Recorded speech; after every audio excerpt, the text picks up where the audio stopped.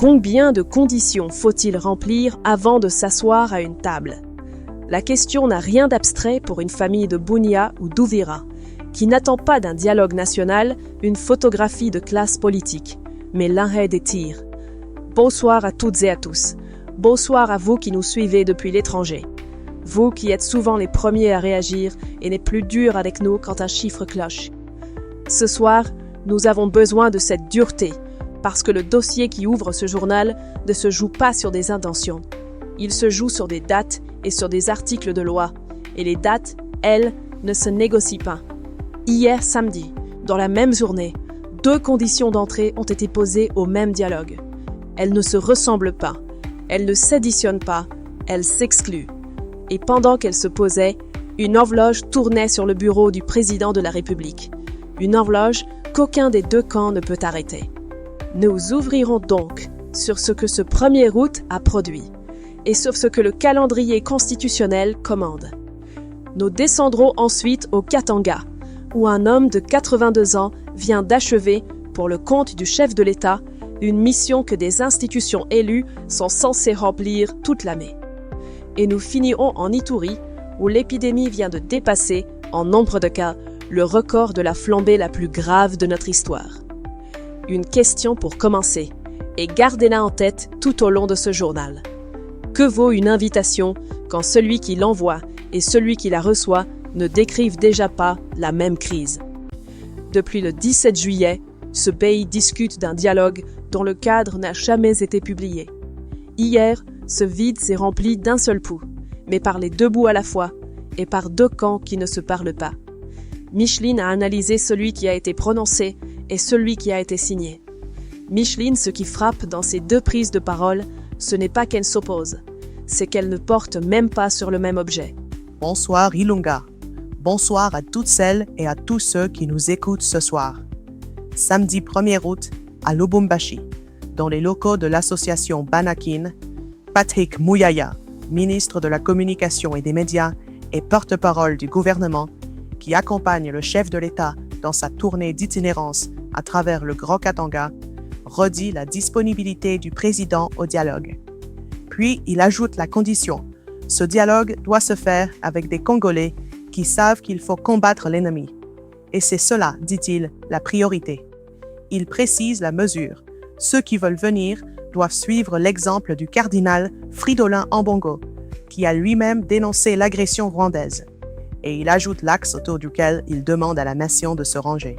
Celui du rempart que constitue selon lui le président de la République, derrière lequel il faut se mobiliser dans l'unité pour mettre fin à la guerre. Le même jour, à distance, le mouvement Sauvons la RDC publie un communiqué signé de maître Moïse Nyarugabo Muhizi, coordonnateur de son secrétariat technique, mouvement né à Nairobi et se réclamant de l'ancien chef de l'État Joseph Kabila Kabange. Il ne rejette pas le dialogue, il en soutient le principe et pose 7 conditions. Les voici, dans l'ordre où il les écrit. Une médiation neutre, indépendante et impartiale, appuyée par l'Union africaine et les Nations unies. Une inclusivité réelle, sans exclusion ni conditions sélectives. Une tenue dans un pays tiers. Un examen sans tabou de toutes les causes profondes, sur la base de termes de référence, d'un calendrier et d'un ordre du jour arrêté de manière consensuelle. Le caractère souverain et contraignant des résolutions, dans le respect de la Constitution et notamment de la limitation des mandats présidentiels. Et dans cette optique, l'abandon définitif de tout projet de référendum avant l'ouverture des travaux. Des mesures préalables de décrispation, dont la libération des prisonniers politiques et d'opinion, la levée des condamnations à mort qu'il qualifie de fantaisistes, le retour des exilés et la restitution de leurs passeports, l'accès équitable aux médias publics. Enfin, un mécanisme de suivi impliquant des instances africaines et internationales. Et une phrase qui ferme la porte que les 6 autres entr'ouvraient. Félix Tshisekedi, écrit le mouvement, ne peut pas être à la fois arbitre et garant d'un processus appelé à réconcilier les Congolais. Retenez le modèle que ce texte invoque lui-même, le dialogue intercongolais. Ce précédent-là s'est tenu à Sun City, en Afrique du Sud, donc en pays tiers, sous facilitation étrangère. La conférence nationale souveraine, elle, s'était tenue à Kinshasa, Les concertations de 2016 aussi, à la Cité de l'Union africaine, sous une facilitation désignée par l'Union africaine. Notre pays a donc essayé les deux formules, et à chaque fois la même séquence s'est reproduite. On discute d'abord du lieu, ensuite de l'arbitre, et le fond arrive en dernier, quand il arrive. Le 31 janvier de cette année, devant le corps diplomatique, Félix Tshisekedi avait déjà tranché ce point. Le dialogue se tiendrait sur le sol national, conduit et organisé par les institutions de la République. C'est exactement l'inverse du modèle que le camp Kabila met en avant aujourd'hui. La divergence la plus lourde n'est pas là. Elle est sur le diagnostic. Pour Kinshasa, la crise est d'abord sécuritaire, produite par l'agression rwandaise via la rébellion de l'AFC M23. Et c'est ce diagnostic qui fonde la condition d'entrée. Pour Sauvons la RDC, la crise est multidimensionnelle. Persistance de l'insécurité, aggravation des tensions politiques, fragilisation des institutions, violation répétée des droits et libertés fondamentaux, détérioration continue des conditions de vie. 2 diagnostics, donc 2 listes d'invités et 2 ordres du jour qui n'ont pas les mêmes premières lignes. Précisons ce qui pèse sur ce texte. Kinshasa accuse ce mouvement de connivence avec l'AFC M23 et le rapport du groupe d'experts des Nations Unies a documenté cette proximité. Le mouvement, lui, fonde sa réponse sur la Constitution et sur la limitation des mandats. Il y a maintenant un point sur lequel un député de l'Union sacrée et un juriste de la société civile disent la même chose, chacun depuis son camp. Samedi soir, le professeur Paul Gaspard Nigondankoy, député de la Tshopo et auteur de la proposition de loi référendaire, explique que le dialogue n'a aucun fondement constitutionnel. Le même samedi, Carlos Moubiri, présenté comme juriste et acteur de la société civile, dit que le dialogue est un espace extra-constitutionnel. La voie qui reste quand les institutions établies se révèlent limitées et inefficaces. 2 hommes que tout oppose sur le reste, un même constat. Mais ils en tirent l'exact contraire.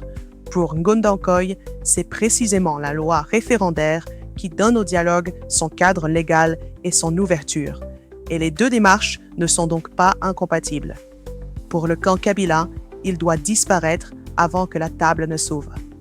Le même document est d'un côté la condition de légalité du dialogue, de l'autre la condition de son abandon. Et c'est ici que le calendrier entre. Le 20 juillet, la coalition Article 64 a reporté sa marche et donné au chef de l'État jusqu'au 15 août pour convoquer officiellement les assises, en mettant en garde noir sur blanc contre la promulgation d'une loi sur le référendum. Le 28 juillet, la Cour constitutionnelle a rendu son arrêt. La fenêtre de promulgation est ouverte depuis, et elle se referme avant le 15 août. Autrement dit, l'acte que 2 camps opposés ont désigné comme le point de rupture, la C64 le 20 juillet et Sauvons la RDC hier, est programmé par la loi pour intervenir avant l'échéance qu'ils ont fixée. Pour nos concitoyens, cela ne reste pas au palais de la nation. Un calendrier politique illisible se paie d'abord au taux parallèle et au guichet du crédit. Les importateurs décalent leurs commandes, les banques raccourcissent leurs échéances, et le commerçant de Kananga qui achète en dollars et vend en francs absorbe seul l'écart. À l'Est, l'attente est d'une autre nature. À Bunia comme à Uvira, ce dialogue est vendu comme le chemin vers l'arrêt des combats. Et chaque semaine, sans ordonnance, est une semaine de plus au même endroit. Aucune disposition de notre Constitution n'oblige un président à convoquer un dialogue. Celui-ci l'a annoncé le 17 juillet sans y être contraint, et il en a confié la facilitation à des institutions qui ne le dirigent pas. 16 jours plus tard, l'ordonnance annoncée pour les jours qui venaient n'est toujours pas publiée. Il n'y a ni date, ni lieu, ni ordre du jour, ni liste de participants. La CENCO et l'OCC, elles, ont engagé leur propre consultation auprès des acteurs politiques et sociaux, sans qu'aucun document ne leur reconnaisse un pouvoir de décision sur le format. Le pouvoir d'y attendre de savoir qui viendra. La réponse est déjà écrite dans un calendrier qu'il tient seul. Et ce calendrier parlera avant les invités. Un texte qui rend le dialogue possible pour les uns et impossible pour les autres, Micheline, et qui court pendant ce temps vers une date. Cette date n'est pas une supposition. Elle est inscrite dans la Constitution. Elle a été récitée samedi soir à l'antenne par l'homme qui a rédigé la loi. Et elle a un second alinéa. Voici l'homme et voici son calcul. Le professeur Paul Gaspard Ngondankoy, auteur de la proposition de loi fixant les conditions d'organisation du référendum, a fait devant les auditeurs le calcul que le pays attendait. Il part de l'article 136. Dans les 6 jours de son adoption, la loi est transmise au président de la République. Il enchaîne sur l'article 140. Le président promulgue dans les 15 jours de cette transmission. La saisine de la Cour constitutionnelle suspend ce délai. Au 29 juin, quand le chef de l'État a déféré le texte, environ 7 de ces 15 jours étaient déjà consommés. Il en resterait donc environ 8 qui recommencent à courir à compter de la notification de l'arrêt du 28 juillet. Sa conclusion, prononcée à l'antenne, la promulgation pourrait intervenir dans le courant de la semaine qui s'ouvre. 2 voies s'offrent alors au président. Promulguer directement, et le texte paraît au journal officiel avec l'arrêt de la Cour annexé. Ou renvoyer la loi au Parlement pour que les réserves d'interprétation soient intégrées dans les articles mêmes. Il en existe une 3e dont il faut mesurer la portée. L'article 140, dans son second alinéa, dispose qu'à défaut de promulgation dans les délais constitutionnels, la promulgation est de droit. Ne pas signer n'arrête donc rien. Le silence produit le même effet que la signature, simplement plus tard. Reste ce que ce pays ne peut pas faire. 5 jours après l'arrêt 2695, l'auteur de la loi a expliqué qu'il se prononçait sur la base d'un rapport qu'on lui avait transmis, sous bénéfice de vérification, faute de disposer du texte lui-même. C'est le journaliste qui, à l'antenne, lui a indiqué que le mot « révision » revenait dans 10 des 13 articles frappés de réserve. L'arrêt ne circule pas, et il ne paraîtra au journal officiel qu'annexé à la loi, donc après promulgation. Un pays débat depuis mardi d'une décision que ceux qui la commentent n'ont pas encore lue. Cela n'empêche pas le duel doctrinal de continuer. Le même, Carlos Mukili a soutenu qu'en droit public, le principe est l'incompétence. On ne demande pas ce qui est interdit, on demande où l'on est autorisé. Et la Constitution n'ouvre le référendum qu'à un nombre limité de matières. Il est allé plus loin. Selon lui, une loi inconstitutionnelle demeure inconstitutionnelle malgré l'arrêt. Face à lui, Christian Tchoukoro de l'Union Sacrée a lu l'article 5 à haute voix pour montrer qu'aucune matière n'y est énumérée, avant qu'on ne lui oppose l'article 2, qui réserve au référendum le transfert de la capitale. La Cour, elle, a rappelé dans son arrêt l'article 168, qui donne à ces décisions un caractère définitif et sans recours. Sur le même plateau, 2 lectures politiques se sont affrontées, portées par des voix qui ne s'étaient pas encore exprimées sur cet arrêt. Pour l'opposant Aristote Ngarimé, cette loi est un instrument destiné à permettre au chef de l'État de se maintenir au pouvoir. Pour Henri Kalimazi, de l'AFDC, elle ne porte le nom de personne et servira aussi bien le président actuel que celui qui viendra après lui. La semaine qui commence tranchera ce que 6 semaines de plateau n'ont pas tranché.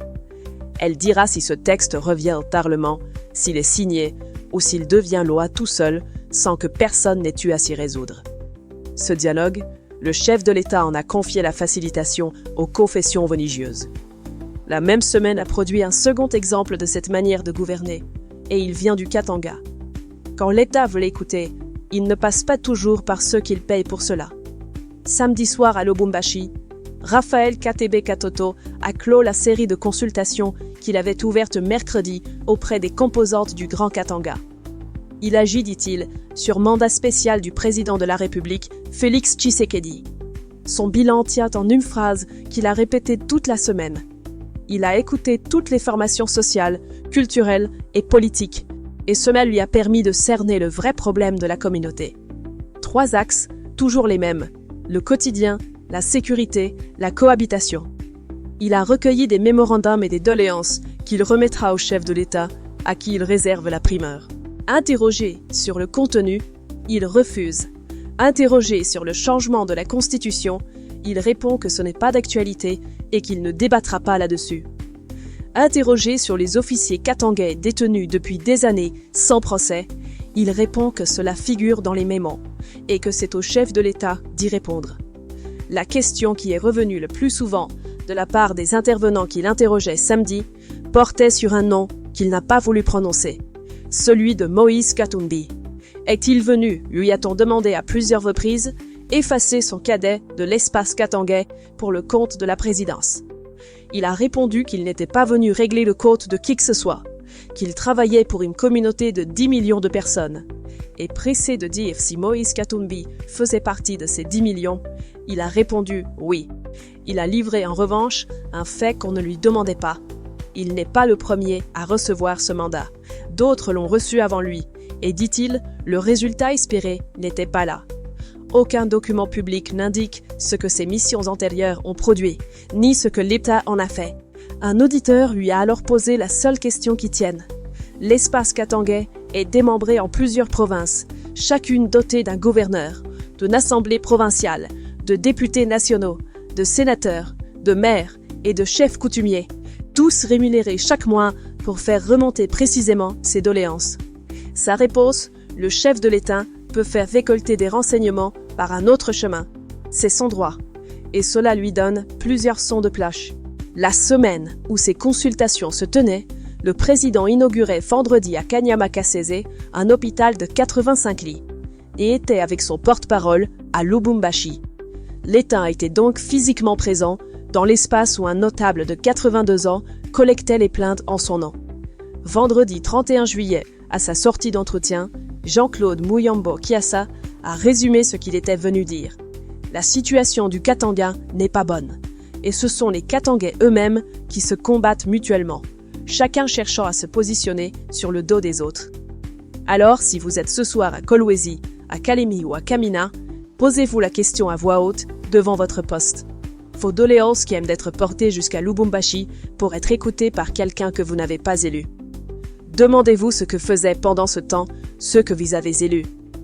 De Kolwezi, remontons vers le nord-est. Là-haut se joue la seule urgence de ce journal, qui n'attend ni ordonnance, ni arbitre, ni médiation. Vendredi 31 juillet, les autorités sanitaires congolaises ont publié le bilan de la 17e épidémie. 3532 cas confirmés et 1556 décès, répartis sur 5 provinces, l'Ituri, le Nord Kivu, le Sud Kivu, la Chopo et le Haut-Uélé. L'épidémie de 2018 à 2020, la plus meurtrière de notre histoire, avait recensé environ 3500 cas et près de 2300 morts. Elle avait mis près de 2 ans. Celle-ci a mis 2 mois et demi. En nombre de cas, le record est dépassé. Rapportés l'un à l'autre, ces deux chiffres donnent une létalité de 44%, contre 37,5% il y a 3 semaines. Le 30 juillet, le directeur général de l'Organisation mondiale de la santé, Tedros Adhanom Ghebreyesus, a écrit que la riposte reste distancée par l'épidémie et que le nombre réel de malades pourrait être plus du double de celui qui est compté, parce que l'insécurité et les combats interdisent l'accès à des zones entières. Le lendemain, 2 sénatrices américaines, Jen Shaheen, membre de rang de la Commission des Affaires étrangères du Sénat, et Lisa Murkowski, ont adressé une lettre au secrétaire d'État, Marco Rubio. Elle lui demande d'utiliser sans délai les fonds votés par le Congrès pour la planification familiale volontaire, de distribuer les produits déjà acquis et de soutenir les cliniques du Fonds des Nations Unies pour la population. Leur argument est clinique. Ebola pendant la grossesse est catastrophique, avec une mortalité fœtale proche de 100% et un risque majeur d'hémorragie mortelle pour la mère. Elle relie l'aggravation au déplacement de population en Ituri et au Nord Kivu, aux violences sexuelles et au recours au sexe de survie. Elle évalue le coût de la réponse américaine à un montant approchant le $1 milliard. Regardez maintenant les chiffres que cette lettre transporte jusqu'au département d'État. Plus de 2000 cas confirmés et 796 décès. Elle est datée du même jour que le bilan de Kinshasa. Un même virus, 2 comptages, et l'écart n'est pas de quelques dizaines. Sur le terrain, la riposte se heurte à autre chose qu'à des statistiques. En Ituri, des mouvements de grève des prestataires et du personnel de santé ont perturbé les opérations. Les grévistes dénoncent des retards de paiement de leurs primes, des conditions de travail difficiles et des engagements non tenus. Des centres de traitement ont été visés par des attaques de groupes armés. Et pourtant, la semaine dernière, à Oxford, Un premier volontaire a reçu la première dose du vaccin dirigé contre la souche Bundibugyo, celle qui frappe ici et pour laquelle il n'existait jusqu'à présent ni vaccin ni traitement homologué. Le Serum Institute of India en a déjà fabriqué environ 620 000 doses. Jeudi, le laboratoire Hillman, basé à Singapour, a annoncé qu'il développerait un second candidat, celui que l'Organisation mondiale de la santé juge le plus prometteur. Quant à l'essai clinique qui teste, en Iturie, les 2 premiers traitements jamais éprouvés contre cette souche, l'anticorps monoclonal MBP134 et le remdesivir, il est coordonné depuis Kinshasa par l'Institut national de recherche biomédicale, avec l'Institut de médecine tropicale d'Anvers et l'Université d'Oxford. Le décompte américain s'arrête à 796 morts. Le décompte congolais en compte 1556. Et ce que le monde apprendra de cette souche, il l'apprendra d'abord d'un laboratoire congolais. Une seule ligne a traversé ce journal, et vous l'avez entendu passer d'un dossier à l'autre. Chacun dans ce pays sait poser ses conditions. Personne ne tient le calendrier. Mouyaya en a posé une hier à Lubumbashi. Sauvons la RDC en a posé 7 le même jour.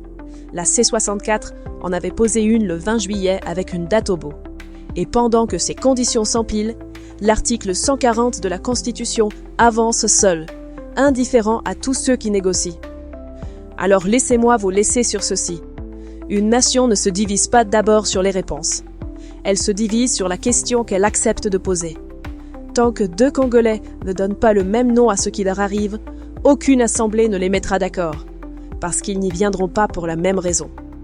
On peut réunir 1000 personnes autour d'un même sujet et n'avoir réuni personne. C'est peut-être là, plus que dans les lieux et les arbitres, que se joue ce qui vient. Que la paix habite vos maisons, que Dieu garde notre pays et ceux qui le tiennent debout, là où l'État a du mal à entrer. C'était Ilunga pour Inside News RDC. Je vous donne rendez-vous le week-end prochain et je vous souhaite une très bonne soirée et une très bonne continuation. N'oubliez jamais, les faits d'abord et toujours.